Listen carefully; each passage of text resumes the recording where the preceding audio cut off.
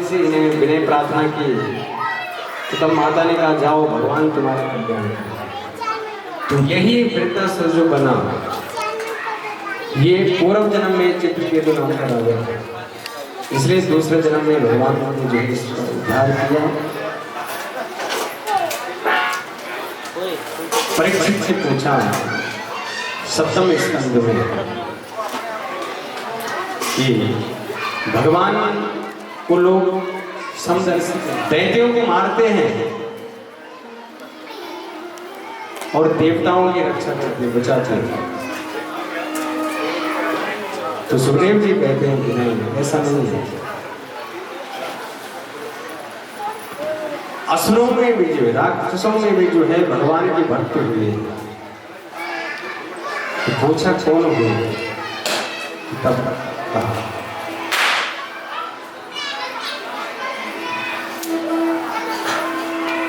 परीक्षित भगवान समदर्शी है, किसी से कोई भेदभाव नहीं करते।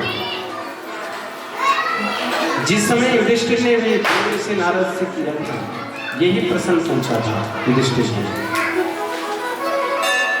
जब भगवान युधिष्ठिर जी द्वारका राजसु यज्ञ कर रहे थे तो वहां पर एक नाम सामने आया कि भगवान कृष्ण का पूजन पहले हो रहा। तो उस समय शिशुपाल ने भगवान को बहुत कुछ बोला भगवान, लेकिन भगवान चुप रहे। 100 गालियां दी तब तक भगवान चुप रहे, लेकिन जैसे 101 पर पहुंचे वैसे सुदर्शन से सर अलग कर मार दी और शिशुपाल का जो तेज था प्राण थे वो भगवान में चले गए। इसलिए भगवान भी जिन्हें मारते हैं उनको तार देते हैं। पूतना को मारा उसको तार दे, जितने राक्षसों को मारा सबको तार दे। एक ही बाण प्राण हर लेना, दीन जान सोई निज पद दीना। इसलिए ऐसा नहीं है कि भगवान जो है राक्षसों से जो है द्वेष करते हैं। इनमें प्रहलाद जी का चरित्र सुनाया कि भगवान के भक्त हुए प्रहलाद।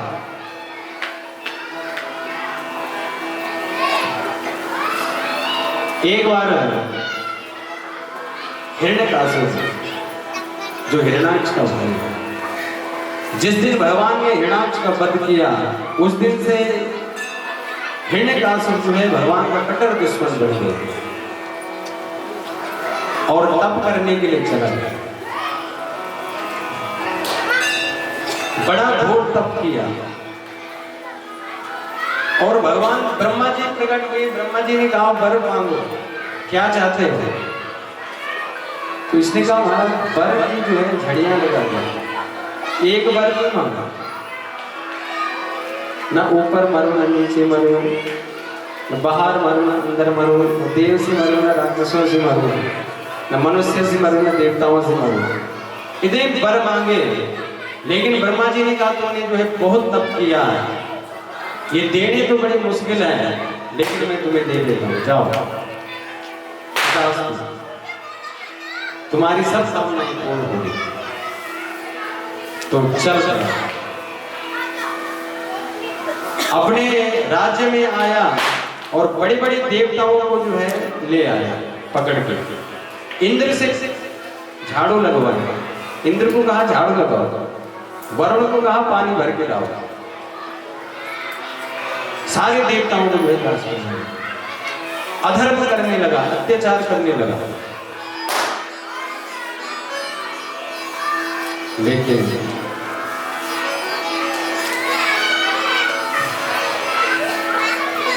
उनके घर में जो है एक पुत्र हुआ प्रहलाद। तो प्रहलाद जी जब बड़े हुए तो इसकी शिक्षा करने के लिए जो है एक दिन प्रहलाद जी को पूछा, वे 4 बेटे आह्लाद, अनुलाद, सहलाद और छोटे वाला था प्रहलाद। एकदा स्वराजा पुत्रमेक समो पांडव तब कथायामि वत्समन्ते साधुवन्नः। प्रहलाद जी बताओ तुमने क्या सीखा? तो प्रहलाद जी ने कहा दादू तदसाधुवन्ने सुरवर्य देहिनां सदा समुद्विग्न धिया सदा ग्रहम् विद्वात्पातं गृहान्धकूपं वनं गतो यद धर्माश्रयेता। पिताजी ग्रस्त जीवन एक अंधकूप है, जो इसमें चला गया वो कुएं में गिर गया। उन्होंने कहा हमने कुछ नहीं सिखाया, हमने तो जो आपने जो विद्या पढ़ाने के लिए दी है हम उसी को पढ़ाते हैं। छल सिखाओ, कपट सिखाओ इनको, ये हमने नहीं सिखाया। न मत प्रणीतम न पर प्रणीतम, ना हमने सिखाया ना किसको सिखाने में नहीं दी, इनको मैं ही पढ़ाता हूँ। सुतो वदते सुतवेन्द्र शत्रु नैसर्गिकं मतिरस्य राजन् नियक्षमन्यो कदाश्मना। ये किसी ने पढ़ाई पढ़ाया हुआ आया हुआ कैसे? तो कह रहा एक अवसर और दीजिए, इस बार हम विशेष ध्यान रखेंगे इस बार। तो संगमर्ग जी उसे ले गए प्रहलाद जी और फिर पढ़ाया। पूछा बेटा बताओ ये तुम्हारी बुद्धि किसने भ्रमित की कि ग्रस्त अंधकूप है, यहाँ जो फंस गया उसका छोड़ना बड़ा मुश्किल है, वो क्रम बंधन में फंस गया। क्योंकि ग्रस्त में जो है ऐसे क्रम बंधन है कि जो उसमें उलझ गया वो उलझ गया, उसको दूसरा जन्म तीसरा जन्म जन्म जन्म जन्म लेने पड़ते। इसलिए जो संत महापुरुष होते वो अपनी सृष्टि नहीं करते, विरक्त हो जाते हैं, महात्मा बन जाते हैं, भगवान से एक संबंध जोड़ते हैं। भगवान से संबंध संत जोड़ते हैं तो मुक्त हो जाते हैं, मोक्ष मिल जाता है। और जो ग्रस्त में आ गए वो बंधन में आ गए, उस पे बंधन है। तो बहुत समझाया प्रहलाद जी को गुरु जी ने भी। कुछ समय बाद फिर प्रहलाद जी घर आए, माँ कयादु ने बड़ा श्रृंगार किया प्रहलाद जी को। तो हिरण्यकासुर ने फिर पूछा उससे बेटा बताओ क्या सीखा था, कुछ बताओ हमें, जो तुमने अच्छी बात पूछ सीखी है वो बताइए। तो प्रहलाद जी क्या कहते हैं कि हमने क्या सीखा? सर्वणं कीर्तनं विष्णु स्मरणं पाद सेवनम अर्चनम वंदनम दास्यम सख्यम। कुछ भी हो भगवान का जो भजन करने में मुक्त हो जाता है।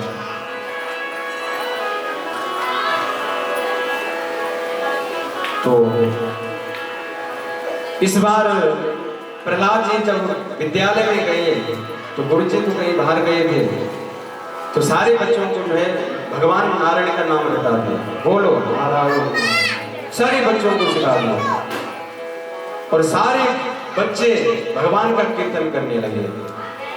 और सिरवन नारायण नारायण नारायण, भगवत नारायण नारायण नारायण, सिरवन नारायण नारायण नारायण, सिरवन नारायण नारायण नारायण, लक्ष्मी नारायण नारायण नारायण, लक्ष्मी नारायण नारायण नारायण, बद्री नारायण नारायण नारायण, बद्री नारायण नारायण नारायण,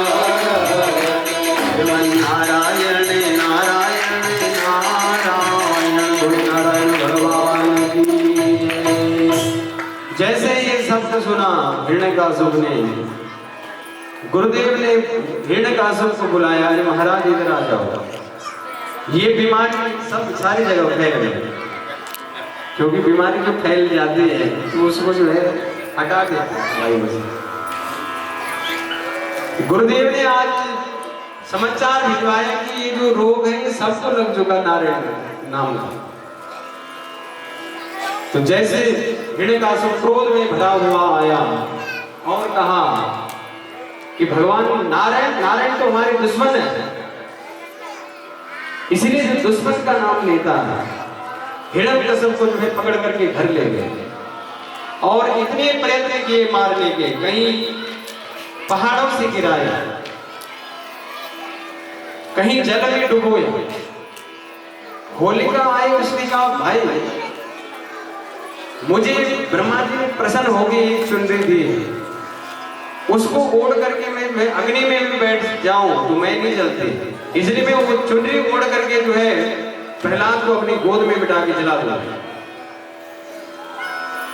आग लगा दी, उसके ऊपर होलिका बैठ गई, प्रहलाद जी को जो है गोद में बिठाया, लेकिन वो जो चुनरी थी वो प्रहलाद जी के ऊपर आ गई ऐसे, और उसने घेरा बना के प्रहलाद जी को तो बचा दिया, होलिका का दहन कर दिया, जल के भस्म हो गए। तो जागो राखे साइया मार सके नहीं कोई, बाल न बाका कर सके चाहे जग बैरी होए। अरे उसको कौन मार सकता है जिसको भगवान बचाए, इसलिए भगवान रक्षा करते हैं। तो प्रहलाद जी को बहुत मारने की कोशिश की लेकिन नहीं मार। एक दिन प्रहलाद जी ने जो है कीर्तन गाया सारे बच्चों को इकट्ठे करके और कहा, बच्चों ने पूछा तुम्हें ये कैसी भक्ति कहां से प्राप्त हो गई, कहां से प्राप्त है सब ज्ञान तुम्हें प्राप्त हुआ, गुरुजी ने तुम्हें पढ़ाया नहीं विषय से।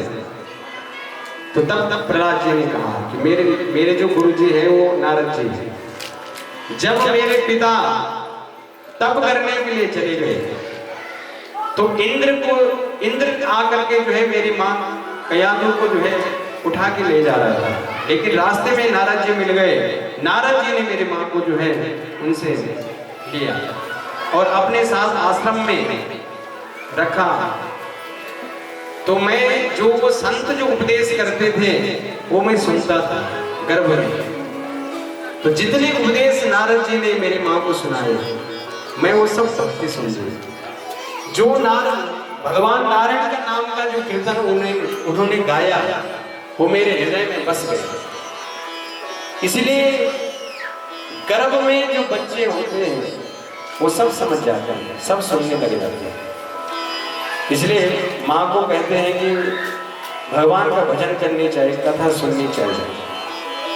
जो बच्चा होगा वो बड़ा दिव्य होगा, उसमें गुण होंगे। तो कीर्तन गाने लगा तो जैसे ही हिरण्यकासुर ने देखा और कहा, हे दुर्विनीत मंदात्मन कुल भेदी कराधमा स्तब्धं मत्स्य समुद्भूतं नैसे सत्ययमक्षमं क्रोधस्य यस्य काम्पन्ते त्रिलोक्या सहस्वरः तस्मै भीतगुणमड्डे शासनं किं बलोत्यगः। हे दुर्विनीत, हे कुल भेदी, कुल पे दाग लगाने वाला प्रहलाद, तूने सब कुछ आज बर्बाद कर दिया। अरे तू उस शत्रु से मिला हुआ, शत्रु का नाम लेता नारायण नारायण। तो प्रहलाद जी ने न केवलम में भवतश्च राजन सवे बलम बलिनाम च पारेषां परे वरे में स्त्री जगाम ब्रह्मादयो ये निवसा प्रणीतम।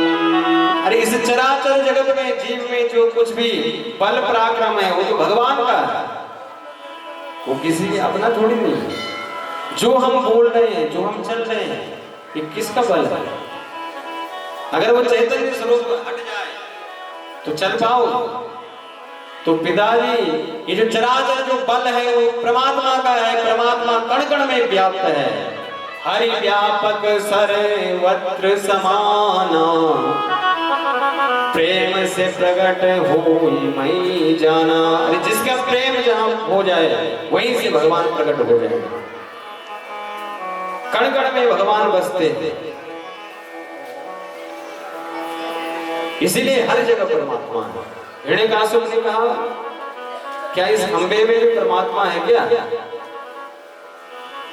प्रहलाद ने कहा इस खंबे में क्या कण कण में भगवान है। मुझे तो सब कुछ दिखाई दे रहा है, मैं तो भगवान का दर्शन कर रहा हूं खंबे में भी। सत्यम विरादं निज भृत्य भासितम व्याप्तिं च भूतेषु किलेषु चात्मनः। भगवान का स्वरूप ना तो पूरा। हिरण्यकाशिप ने कहा अगर इस खंबे में भगवान है तो मैं देखता हूं आज कहां तेरा भगवान है। गदा उठाई और एक गदा मारे खंभ पे, तो उस खंभ से क्या घुर घुर की आवाज आई। जैसे खंभ पे एक गदा मारी हिरण्यकाशिप ने तो अंदर से कोई घुर घुर कर रहा है। हिरण्य का कौन है? तो जैसे दूसरे गधा का प्रहार किया तो उससे नरसिंह भगवान प्रकट हो रहे हैं। गगड़ गड़ गड़ानो खंभ फाट्यो चर चरानो निगसो नर नाहर गुरु अति भयानक है। गगड़ गड़ गड़ावे दसन जीव लब लपावे चितवद सरोज मन अंग जात खान है। सत्यम विधातुम निज भृत्य भासितम व्याप्तुम च भूतेषु खिलेषु चात्मनः। अदृश्यतां अद्भुतं रूपदुद्वहन् स्तंभे सवायन मृगणा मनुष्यम। ऐसा विकराल नरसिंह भगवान का स्वरूप प्रकट हो गए। बोले नरसिंह भगवान की जय। नरसिंह भगवान ने प्रकट होते ही हिरण्यकाशिप को जो है पकड़ लिया, कुछ नहीं किया और पकड़ करके अपनी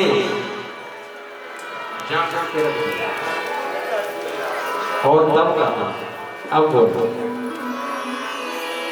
जैसे हिरण्यकाशिप ने भगवान के ऊपर देखा तो घबरा गए, लेकिन तब तक ब्रह्मा जी के वरदान याद आ गए। ऊपर मरो न नीचे, न मनुष्य से न देवताओं से न राक्षसों से, न बाहर न अंदर, दिन में न रात में, 12 महीने किसी महीने में नहीं, किसी ऋतु में नहीं। तो भगवान को कहता मुझे तो वरदान है कि मैं दिन में मर जाऊंगा ना रात में। भगवान ने कहा मैं रात है ना दिन है, गोधूली में कहे ना अंदर ना बाहर है। कह रहे तुम अंदर बाहर कुछ नहीं है, रेली पे ऊपर ना नीचे। कह रहे ऊपर ना नीचे, भगवान की जगह तो मनुष्य से न देवताओं से न जानवरों से। तो भगवान ने कहा ना मनुष्य हूं न जानवर हूं, मैं तो दोनों का स्वरूप हूं। ब्रह्मा जी के वरदानों का भगवान ने रक्षा की और हिरण्यकाशिप का जो है पेट विदीर्ण कर दिया। अपने नखों से न किसी शस्त्र से मार सको और अपने नखों से चीर करके जो है उसको जो है मार दिया। बोले नरसिंह भगवान की जय। और उसकी आंखों को गले में पहन दिया ऐसे भगवान नरसिंह भगवान। अरे जो पतित को भी जो है पावन करने वाला है वो भगवान जो है कितना दिव्य है। तो भगवान इतने क्रोध में है आज। जो नरसिंह अवतार हुआ भगवान का ये आवेश अवतार हुआ। तो सभी देवताओं ने कहा कि भगवान का जो है क्रोध शांत करो। तो सभी देवताओं को पहले भेजा। देवताओं को जैसे भेजा तो देवताओं को देखकर जो है बड़ी दहाड़ मारी भगवान ने। सारे देवता भाग गए। ऋषियों ने कहा सुनो, अगर पति नाराज हो तो उसकी पत्नी को बुलाना चाहिए, वो उसको संभाल सकती। इसलिए लक्ष्मी जी को बुलाओ। लक्ष्मी जी को बुलाया कि अपने भगवान को संभालो। लेकिन लक्ष्मी ने आरती की थाली ले जाकर के जो है भगवान के पास जैसे गए नरसिंह भगवान के, वैसे एक दहाड़ फिर मारी तो लक्ष्मी थाली फेंक के वहां से भाग गई। सारे लोग घबरा गए, अब क्या होगा। तो तब प्रहलाद जी को कहा कि अब आप जाए। तो प्रहलाद जी गए, बड़ी प्रेम से बड़े भाव से जो है प्रहलाद जी गए।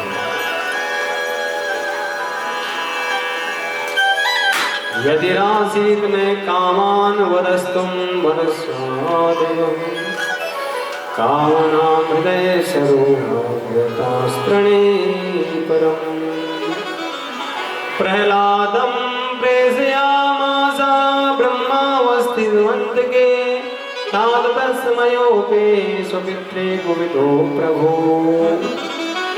प्रहलाद को नरसिंह भगवान ने बिठा लिया अपनी गोद में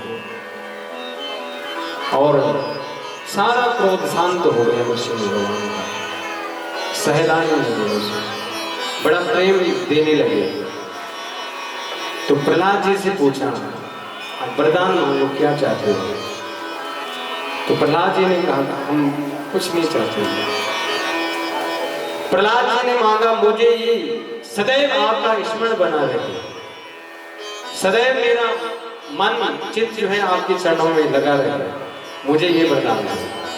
और एक वरदान मैं मांगता हूँ कि जो मेरे पिताजी हैं, इन्होंने चाहे आपका कितना भी आपके साथ दुर्व्यवहार किया है, लेकिन इनकी दुर्गति ना हो, इनको सदगति मिल जाए।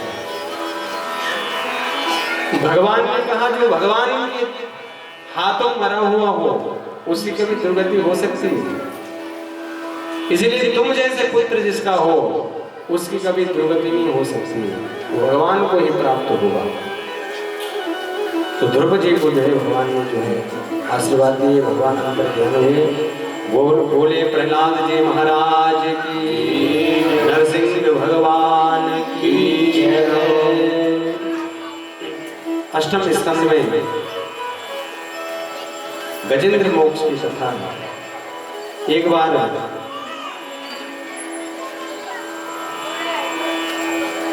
त्रिकूट पर्वत पर एक हाथी रहता था। आसीद गिरिवरो राजस्त्रिकूटा इति विश्रुतः क्षीरोदेन मृताश्रमानो जनायतो मुच्चितः। पर्वत पर एक हाथी रहता था। अपने हाथियों के झुंड में एक दिन जो है बड़ी प्यास लगी और पानी पीने के लिए चल पड़ा। गया तो पानी पीने की, क्योंकि लगी तो प्यास थी और हमको भी विषय भोग की प्यास लगी थी, इसलिए तो जन्म मिला है आपको संसार में। तो हाथी गजेंद्र पानी पीने के लिए सरोवर में गया, पानी पिया, तृष्णा मिटी, तो मन में आया कि इस पानी में थोड़ा नहा भी ले, और उसी में उतर गया। उतरा तो उसमें जो एक ग्रह था, उसने पैर पकड़ लिया। पैर जब पकड़ा तो छोड़ा नहीं। पहले तो सोचा भाई छोटा मोटा मगरमच्छ है, मैं इतना बड़ा हाथी हूँ, मैं छुड़वा लूंगा, लेकिन जब बड़ी कोशिश की तो नहीं छुड़वा पाया। जितने उसके बच्चे थे, हाथनियां थे, उनको बोलो मुझे बाहर खींचो। सबने जोर लगाया लेकिन कोई बाहर नहीं खींच पाया, सब छोड़ के चले गए। छोड़ के जैसे गए तो गजेंद्र ने देखा, अब किसको पुकारो।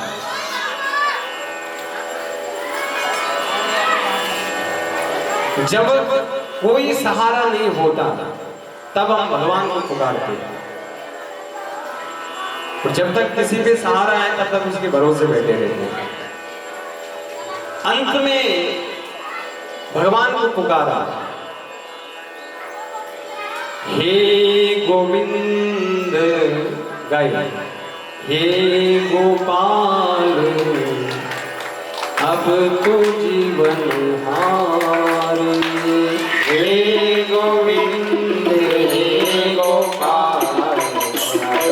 जीवन हार। हे गोविंद हे गोपाल अब तो जीवन हारे। हे गोविंद हे गोपाल अब तो जीवन हार। नीर पीवन एक गयो, नीर पीवन एक गयो, सिंधु के किनारे। हे गोविंद हेतु गयो सिंधु के किनारे। हे गोविंद हे गोपाल अब तो जीवन हारे। हे गोविंद हे गोपाल अब तो जीवन हार। भगवान ने कहा क्यों गए थे? तो कहता मैं जल पीने के लिए गया था। तो कह रहा क्या हुआ? तो कहा सिंधु बीच बसत गृह, चरण लियो पछारे। सिंधु बीच बसत गृह, पैर पछारे। हे गोविंद हे गोपाल अब तो जीवन हारे।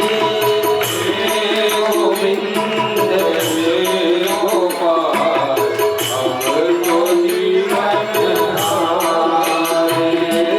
चार प्रहर युद्ध भयो, ले गयो मझधारे।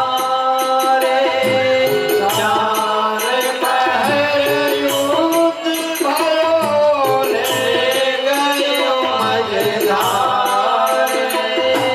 नाक कान धूल लगे कृष्ण को पुकारे। नाक कान धूल लगो कृष्ण को पुकारे। हे गोविंद हे गोपाल अब तो जीवन हारे।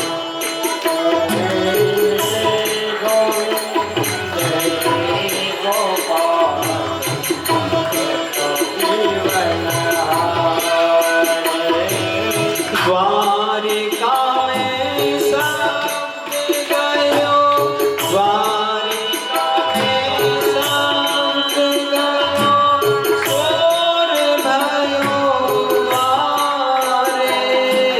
शंख चक्र गदा पद्म गयो तज सिंहारे।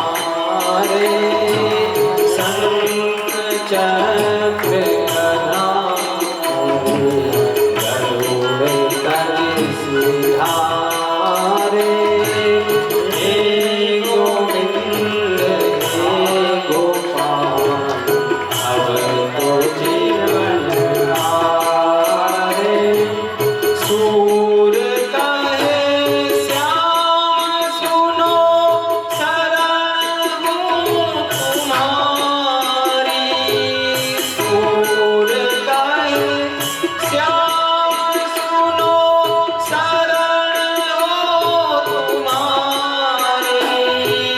अब की बार पार करो नंद के किनारे।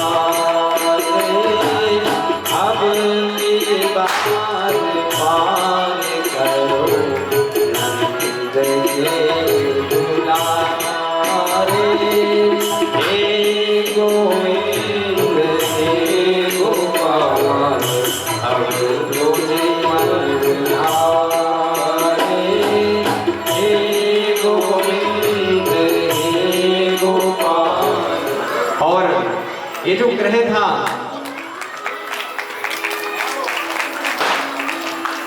ये भू नाम का एक गंधर्व था। इसने जो है किसी साधु का पैर पकड़ लिया पानी में जा करके, तो साधु तो डर गए, किसी मगरमच्छ ने तो पैर में पकड़ लिया। लेकिन जब संत ने देखा, जब वो उनके सामने आया कि मैंने पैर पकड़ा हुआ था, तो श्राप दिया, जाओ तुम ग्रह बन जाओ, मगरमच्छ बन जाओ, तुम पैर पकड़ो। तब प्रार्थना की मुझे क्षमा कर दो। तब कहा जाओ आज से तुम पैर पकड़ते रहना, तो एक दिन जो है ऐसा आएगा तुम्हारे पैर पकड़ते पकड़ते भगवान को जो है मिल जाएंगे, भगवान तुम्हारा उद्धार कर लेंगे। बोले श्री लक्ष्मी नारायण भगवान की जय। एक बार दुर्वासा मुनि द्वारा आशीर्वाद प्रदत्त माला को जो है इंद्र ने जो है हाथी के गले में डाल दिया। हाथी के गले में जैसे डाला तो हाथी ने उसको जो है कुचल दिया अपने सूंड से। तो दुर्वासा मुनि ने देखा और देखा तुमने हमारे प्रसाद की अवज्ञा की है, जाओ तुम्हारा शरीर जो है सब समाप्त हो जाएगा।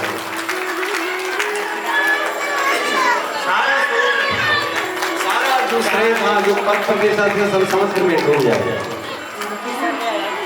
तो जैसे असुरों को पता चल गया कि इंद्र को श्राप लेके, सारे दैत्यों ने जो है स्वर्ग पर आक्रमण बोल दिया। आक्रमण बोला स्वर्ग पर, जहां अब मेरा मुर्दा खड़ा नहीं, यहाँ आ जा सब। और सारा देवता स्वर्ग से खाली करके भाग गए।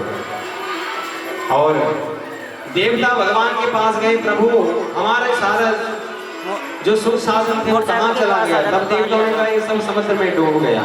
इस बार जो है भगवान ने कहा जाओ समुद्र मंथन करो। समुद्र मंथन की प्रसंग,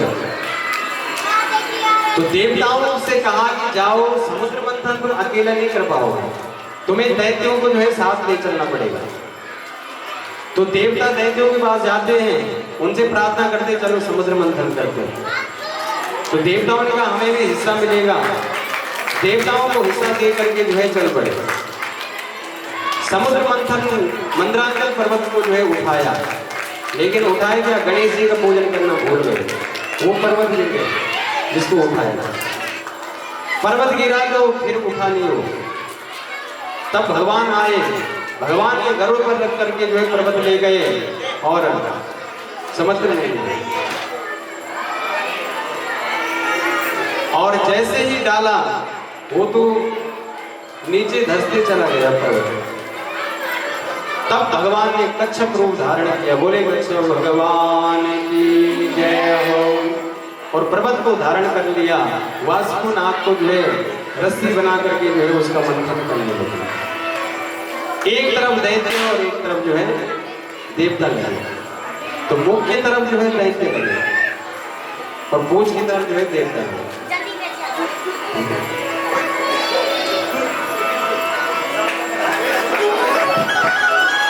समुद्र मंथन हुआ। सबसे पहले जो रत्न निकला वो कालकूट विष निकला। कालकूट विष जब निकला तो देवताओं ने कहा इसे किसे दे। न राक्षसों ने लिया न देवताओं ने लिया। विष को कोई नहीं पीना चाहता, पीना चाहता है।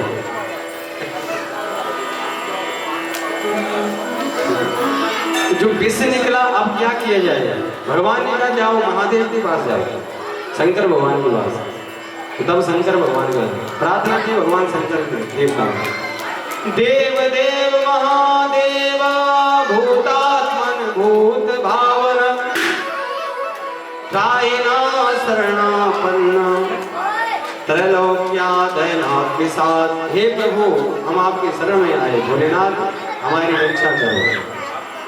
बोलो अरे प्रभु हम ये विष ले आए, विष निकला समुद्र मंथन से।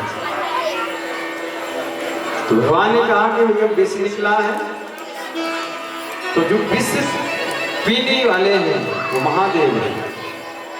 भगवान ने पार्वती को पूछा, पार्वती ने कहा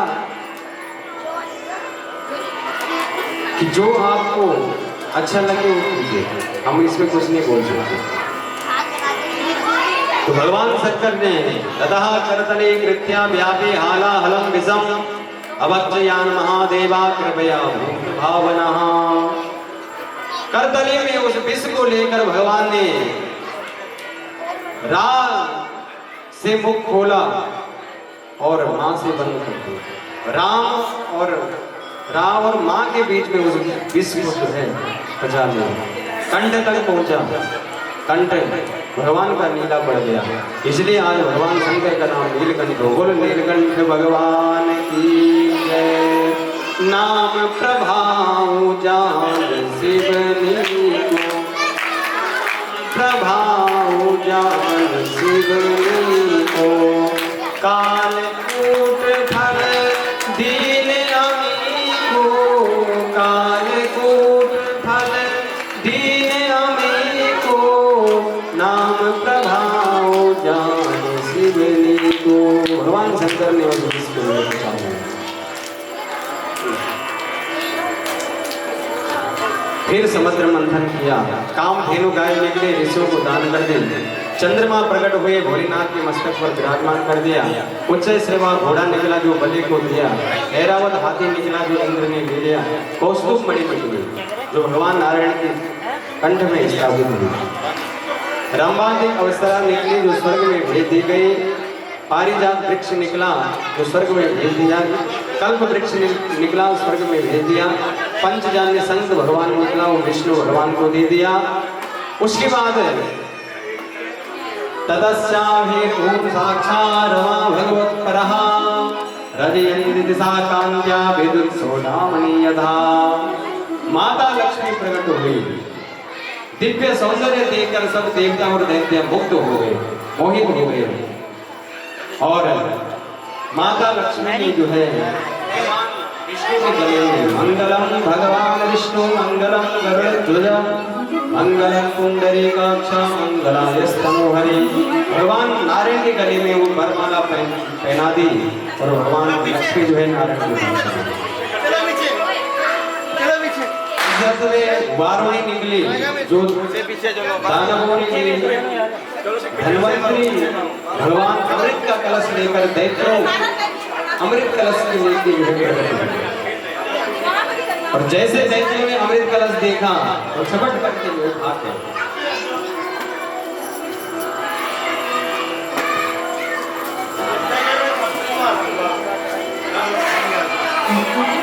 देवताओं ने देखा अमृत जो कलश है, जो अमृत का जो कलश था वो दैत्य भाग गए। तो भगवान की तरफ देखा, प्रभु कुछ कीजिए। भगवान ने कहा चिंता मत करो, जब तक हम हैं तब तक कोई चिंता नहीं है। इसलिए भगवान ने आज मोहिनी रूप धारण किया। बोले मोहिनी भगवान की इतना स्वरूप सुंदर धारण किया। वहां गए तो दैत्य लड़ रहे थे आपस में। वयम कस्य बांधाया भ्राता पुरुषम अयम पूर्वम वयम पूर्वम तुम।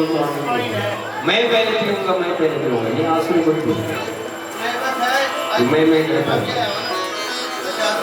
इसीलिए लक्ष्मी भगवान मोहिनी रूप में वहां प्रकट हुए और गए और कहा कथम कौन है?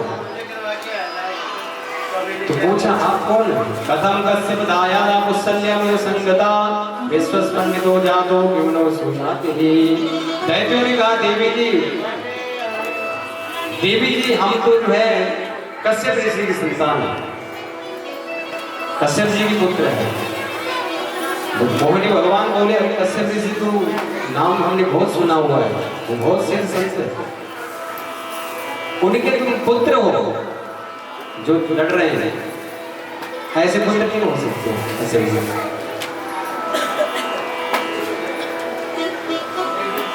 और दैत्यों से भगवान मोहिनी ने कहा कि अरे तुम अनजान है, क्यों विश्वास करते हैं?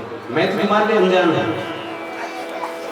इसलिए तो दैत्यों ने कहा नहीं नहीं नहीं, आप किसी खानदानी कुल की लगते हो, इसलिए आप ही हमें इस अमृत का वितरण कराओ। और भगवान मोहिनी ने उस अमृत के कलश को अपने हाथ में ले लिया और कहा एक तरफ दैत्य बैठ गए, एक तरफ जो है देवता बैठ गए। तो भगवान ने कहा दैत्यों से भी इस कलश में जो गाढ़ा गाढ़ा जो अमृत है वो नीचे है, ऊपर ऊपर तो पानी पानी है, इसलिए पानी पानी में देवताओं को पिलाऊंगा और जो अच्छा जो अमृत है वो दैत्यों को पिलाऊंगा, तुम चिंता मत करना। तो ले जाकर के सबसे पहले मोहिनी भगवान देवताओं की पंक्ति में गई और सबको जो है अमृत पिलाने लगे। तो स्वरभान नाम का एक दैत्य था, वो बड़ा चतुर था। उसने कहा हो ना हो, इसमें कुछ दाल में कुछ काला है। तो बीच में बैठ गए, सूर्य और चंद्र के बीच में बैठा। जैसे भगवान ने सूर्य को अमृत पिलाया, चंद्र को अमृत पिलाया, तो दैत्यों ने भी अपने हाथ ऐसे कर दिए। तो जैसे देखो, जो सत्पुरुष होता है, जो धार्मिक पुरुष होता है, वो सबसे पहले जो है मैं नहीं करता कि पहले मुझे दे, पहले मुझे दे। इसलिए जैसे इसने कहा, जैसे सूर्य के आगे इसने कहा कि पहले मुझे दो, तो सूर्य चंद्र पहचान गए कि ये देवताओं के कुल का नहीं है, कि असुर कुल का है। तो भगवान को आदेश दिया कि सुर नहीं है, ये देवता नहीं असुर है। भगवान ने सुदर्शन चक्र निकाला, उसका सर धड़ से हट कर दिया, काट दिया, दो भागों में विभाजित हो गया।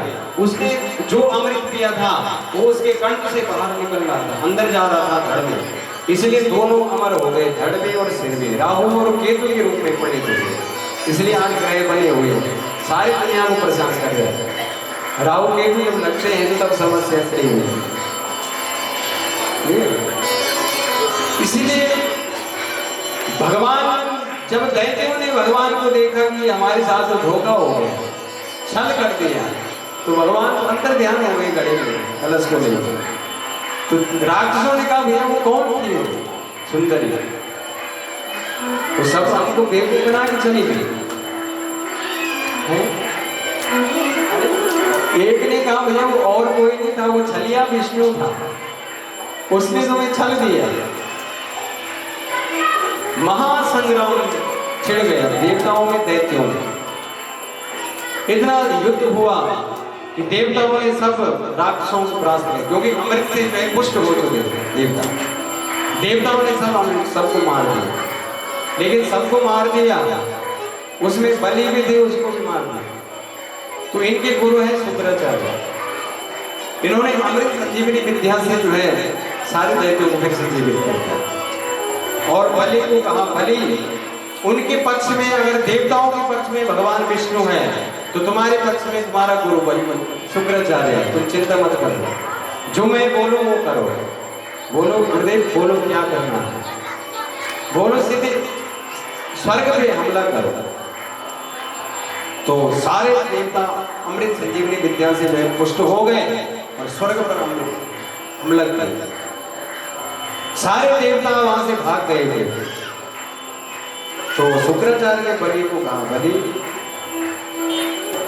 जब तक कोई पृथ्वी में 100 यज्ञ पूरा ना कर ले तब तक उसको जो है इस पद का अधिकार नहीं है, स्वर्ग में जो इंद्र का पद है।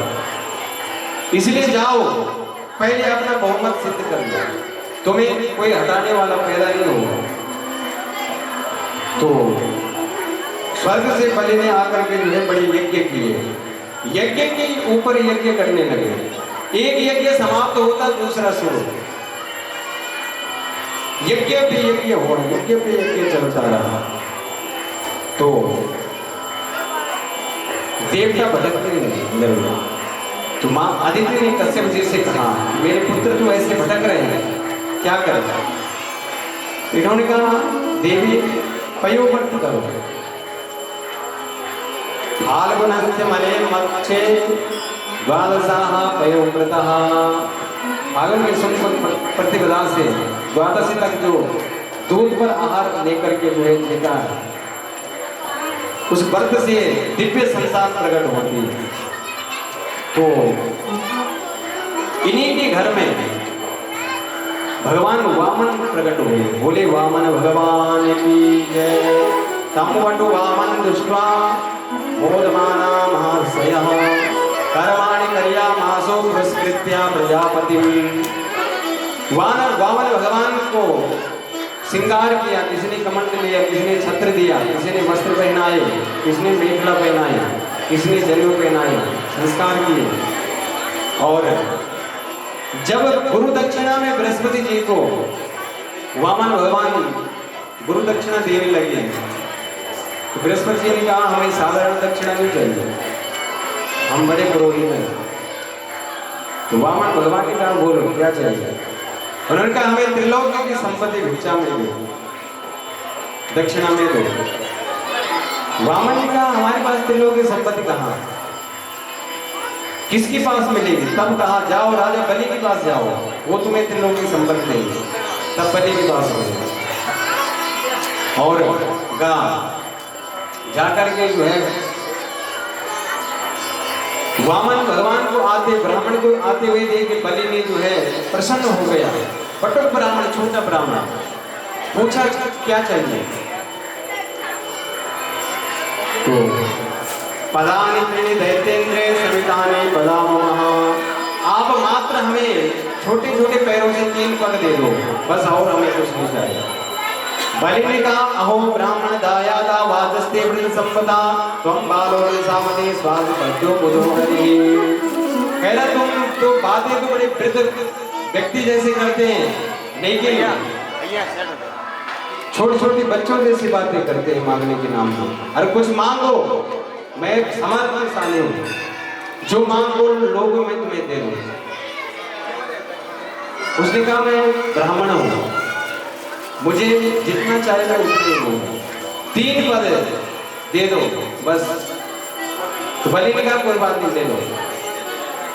बलि ने जैसे कहा ले लो, उन्होंने कहा संकल्प करो। हाथ में जल दिया, संकल्प पड़े तो शुक्राचार्य ने देखा कि अगर संकल्प पूर्ण हो गए तो ये सारा संपत्ति चली जाएगी इसको। तो उससे जो जिस छिद्र से जल गिरता था उसमें शुक्राचार्य बैठ गए। और जब भगवान ने देखा कि इसको अमृत कर दिया गति से, एक गुस्सा निकाली, एक आंख शुक्राचार्य की फोड़ दी, आंखें फूट गई। तो मना किया। राजा को कहा, राजा बलि को कहा शुक्राचार्य केस वैरोचने साक्षात भगवान विष्णुरप्या कस्यपादित जातो देवानां कार्य साधका। अरे ये वामन नहीं, ये छलिया विष्णु है, देवताओं के कार्य साधने के लिए ब्राह्मण बना हुआ है। बलि ये तेरी सब संपत्ति ले लेगा, कुछ नहीं छोड़ने वाला। बलि ने कहा गुरुदेव मैंने आपको वचन दे दिया है, जो मैंने वचन दे दिया अब मैं अपने कुल पे कलंक नहीं लगा सकता हूं। अरे मेरे पूर्वजों ने इतना दान पुण्य किया है, इतनी कीर्ति थी उसकी, आज मैं इनको अगर 3 पग अगर जमीन भी नहीं दूंगा तो ये तो कुल पे दाग लग जाएगा कि एक ब्राह्मण को 3 पग जो है दान नहीं दे सका। ये तो कीर्ति में जो है अभेस फैल जाएगा। और भगवान को कहा कि भगवान आप जो है संकल्प पूर्ण करो। भगवान ने संकल्प पढ़ा और जैसे संकल्प पूर्ण हुआ तो भगवान ने जो है जैसे संकल्प पूर्ण हुआ तो 3 पग, एक पग जो है ऊपर की तरफ उठाया। भू भुव स्वः महाजन तप सत्या, लोक को पार करके जो है ब्रह्म कटाक्ष में छिद्र कर दिया। वहां से जो अविरत धारा निकली बाहर की चिन्मय धारा, वो भगवान के चरणों को धोती हुई ब्रह्मलोक में, स्वर्गलोक में, ब्रह्मलोक में ब्रह्म कमंडलों में गिरी। ब्रह्मा जी ने उसको धारण किया। वहां से स्वर्गलोक का भेदन करके वो धारा पृथ्वी पर गिरी और भगवान कैलाश में गिरी। भगवान शंकर ने उस जटाओं में थाम दी। भगवान शंकर की जटाओं से जो है गंगा फिर प्रकट हो गई, फिर भागीरथी गंगा। वही गंगा जो है भगवान के चरणों में जो है चरणों से निकली।